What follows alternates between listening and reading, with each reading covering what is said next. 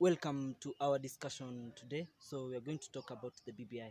I'm joined with a guest here in studio. So he will introduce himself so that we can continue the discussion. Okay, thank you, our viewers. My name is Festus. I'm a lawyer, 3 years in the market. Mr. Festus, what is your take on the BBI? My check about the BBI is that what I can say for about the BBI is that it's an unpopular initiative. Why am I saying so?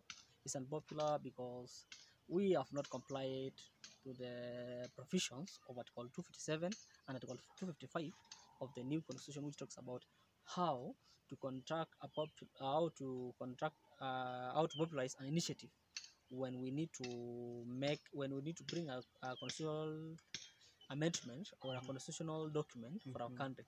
So, for instance, there were no enough public or proper public participation to popularize this initiative to the Mashinani people.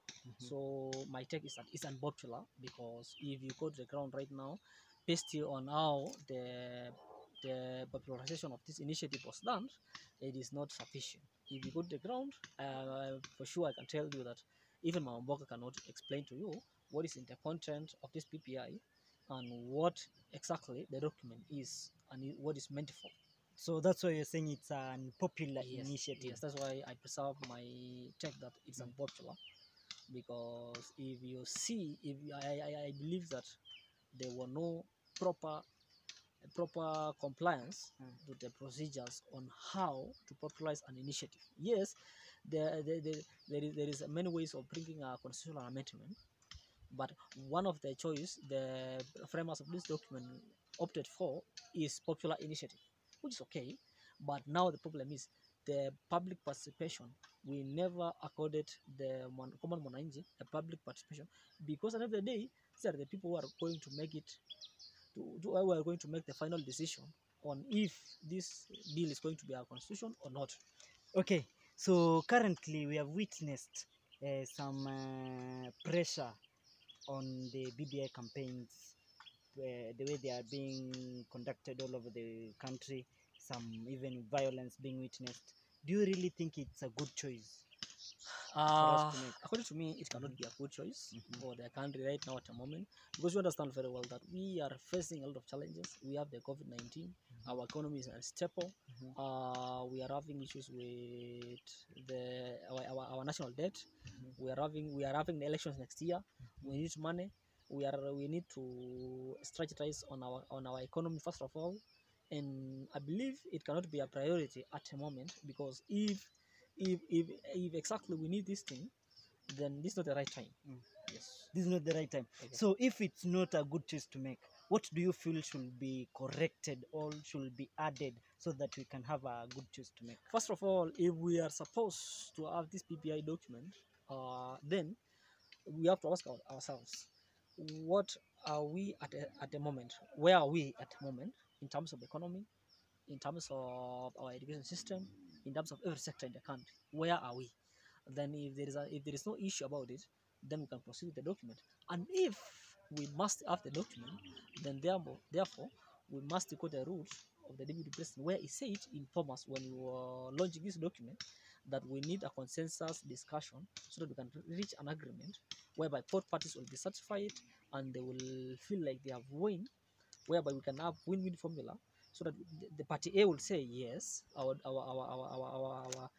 proposals has been incorporated.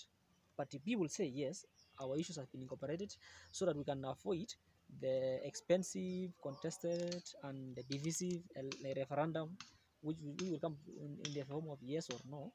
Then it will divide the country ahead of 2022 elections, which at the moment we cannot sustain. Particularly if you regard our economy and the cost of that referendum, it will not be suitable for the country at the moment. Number two, it will bring more divisions with the country. And Okay. you see what we are facing. Let's go to another question. Do you agree that the BBI is not only a solution to the problems here in Kenya, but the end of the problems, as the politicians say? My friend, it cannot be the end of the problem. It cannot be the end of the problem. We are human beings. We exist and we have what we call conflict of interest. You want this one, I want this one. Our interest will conflict in a way. Then it means we will have differences, and a solution to a problem is sitting down. We agree which way to go, which way we should not go, and then we come to upon an agreement. We put it in a paper. We say this is what we should do. This is what we should stick, and by doing that, we shall bring an understanding among ourselves.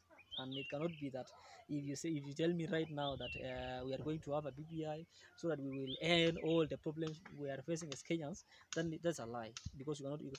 I believe the perpetrators of that discussion cannot persuade me that how is it going to be a problem? How is it going to be a problem solver to the problems we are facing at the moment?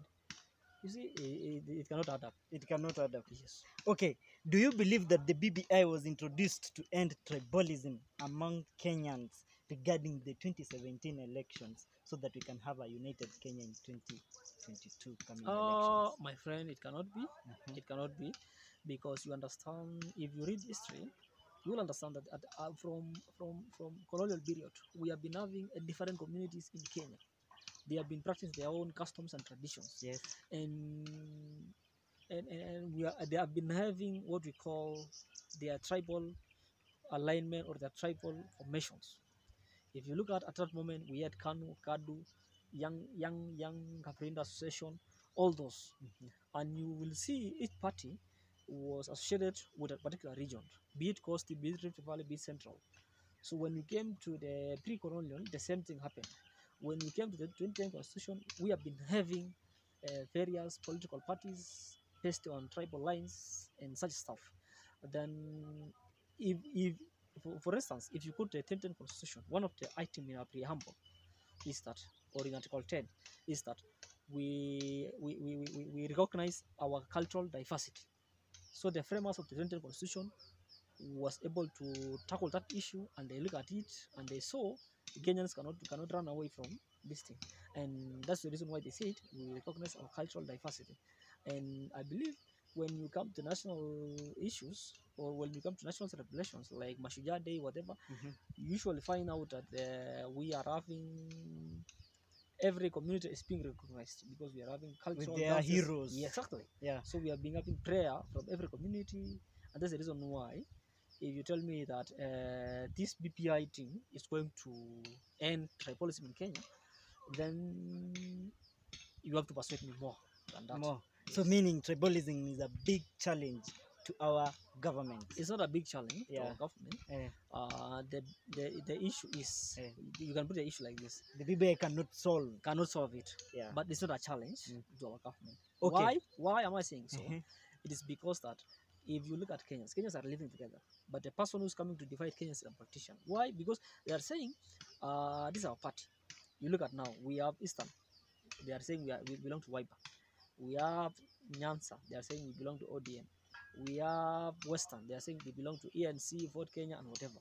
So how are you going to tell me that these people came out and form a political party? It is the leaders who form the political parties and divide the people. So unless we change the institution of how are we going to form our political parties, the registrar of political parties is there. She has an office, and she can come out with a legal perspective or a legal framework on how to form political parties to avoid tribal lines. Okay, your take to the listeners out there, what can you tell them? What can you advise them according to the BBI, regarding the BBI?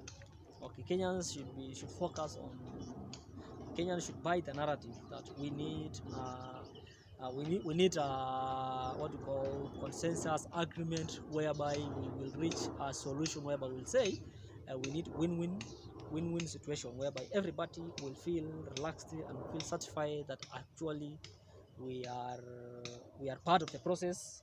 Our views have been incorporated, so that we can avoid the divisiveness of the referendum and the heavy contested referendum, which is very expensive at the moment, regarding our situation economically and what have you.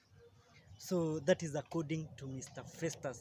We need to have a good, inclusive government that includes everyone. Make a good choice. Make good choices that can favor you so that we can make a good government the coming years. This is the end of our discussion. Let's meet next time in the coming discussions. Welcome.